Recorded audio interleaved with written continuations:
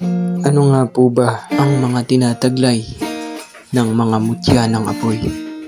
Ang mga mutya ng apoy ay tinataglay ang ganito: lakas ng pangangatawan, tapang. Ito rin ay nagtataglay ng matinding init at naglalabas ng liwanag na nakakasilaw. Isa rin ito sa mga nakakatulong sa pagluluto at kailangan ito ng mga tao. Kapag nagtataglay ka nito ay nagkakaroon ka ng malalakas para makapagbuhay ng mga gamit.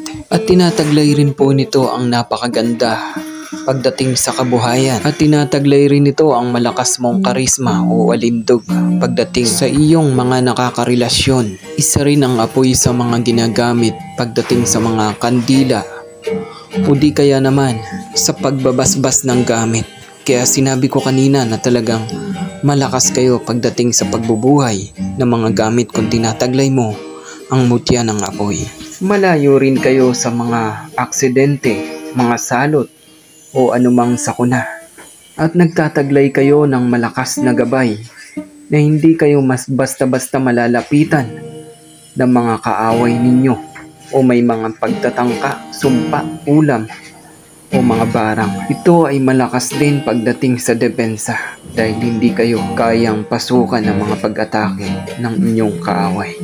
Muli po, marami po salamat sa inyo.